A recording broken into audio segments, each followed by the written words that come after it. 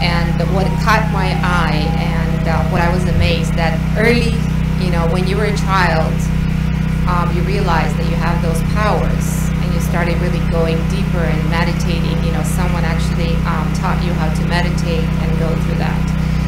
What do you do with a child that, is that deep? And I do have a child like that. And sometimes I want to push her towards this is right, but I'm a huge believer in what you actually went on. We must understand this. A child is not an industrial product. A child is a life, a fresh life. You are supposed to nurture this life. It's not that you put it through some kind of a industrial process called a school. It's like an industry. Everybody's taught the same damn thing, everybody's supposed to go through the same thing and come out the same way and find a job and serve something somewhere. This is not what human life is about. There is an innate genius in every human being. Do we have the patience and the commitment and the dedication to pay the necessary attention to bring that out in a specific human being? That's a big question. Otherwise, you will produce dumplings, all the same, okay? So, once you have a child, before you have a child, you must understand, a child means a 20-year project, full on. That is if they do well. If they don't do well, it's a lifelong project. Because it's a life. One life may blossom at 12, another may blossom at 40. Do you have the patience to nurture that life? Or have you already set a thing, by the time you finish your high school, you must be in this university, that university, you must be doing this or that. It's all fixed up, common prescription for all life. This is what we're doing, this is supposed to be civilization. This is not civilization, this is just escape from life. We want to escape the fundamental process of life. In tribal societies and other traditional societies, even today, nobody expects a man or a woman has to become like this at a certain time. Depending on each life, how they progress, everybody is valued for who they are. If you plant this chrysanthemum in your house, in 3 months it's full of flower. If you plant an oak tree, 8 years, 10 years, nothing happens. So you want to chop it down? Hello? None of them would be. If you went by the standard, see this one how well it is doing, in 3 months how many flowers, you fool, you're doing nothing. This is not the way to handle life, isn't it? This is not an industrial product.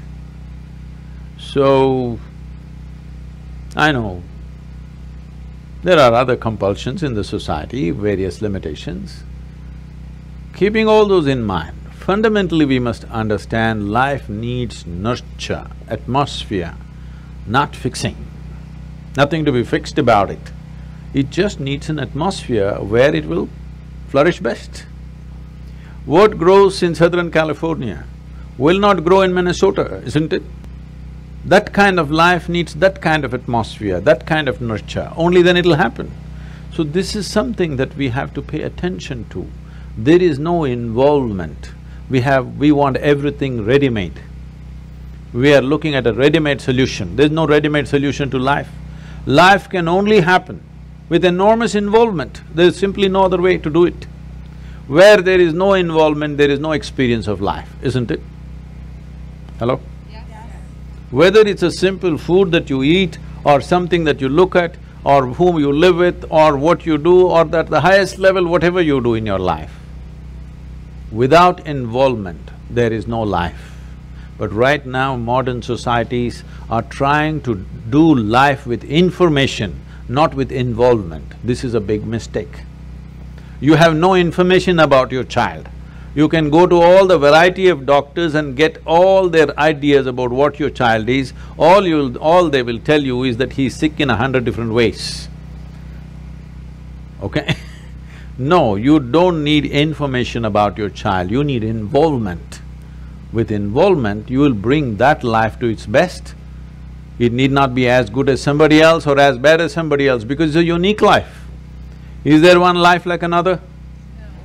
It's a unique life. So, but right from day one, we are comparing it to another life and trying to make it like that one. This is a very cruel process for the child. A child never understands what the hell the parents want. I never understood. Nobody ever explained to me why the hell I should go to the school, so I never went. Because nobody explained to me why I have to go to school.